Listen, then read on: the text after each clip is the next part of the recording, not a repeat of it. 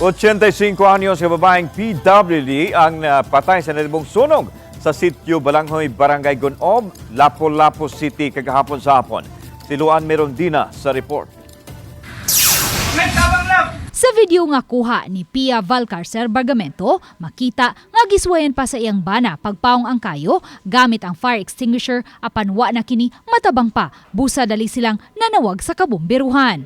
Matod ni Peter Valcarcel, tag-iya sa Panimay, nagsugod ang sunog sa ilang staff house diin usab nagpuyo ang 85 anyos nga inahan sa ilang helper. May dwarfism ug may Alzheimer's disease ang naasoing senior citizen. Busa matag karon og unya, pahinumduman ni Peter ang ilang helper nga dili biya-biyaan ang inahan niini. Kagahapon, sa wa pa milakaw si Peter, nabantayan niyang nahabilin sa staff house ang naasoing senior citizen nga nag-inusara. Akong gisurvey kay akong gitan-aw nga base niya maghikog na kay naaman to si Alzheimer. So inana.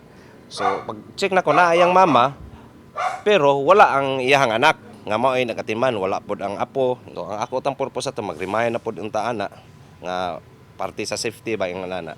Pasado alas 2 kagahapon sa hapon. Samtang dito sa kwarto sila si Pia ug ang iyang bana, nakatimaho na lang sila ug daw may nasunog.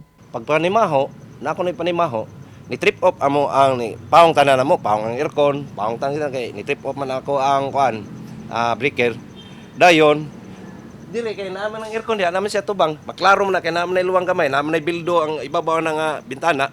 So everywhere ba makita nila siga na kayo. Tungod sa kadako sa kayo, wa na nila maluwas pa ang 85 anyos nga senior citizen nga dito sulod sa nasunog nga staff house. Alas 2:56, nadawat sa Lapu-Lapu City Fire District ang alarma sa sunog ug pagka alas 3:15, hingpit nga napaong ang kayo. Sa mong hitabo, naugdaw ang duha ka andanang staff house ug nakan-an sa kayo ang duha ka kwarto sa pamilyang Valcarcel.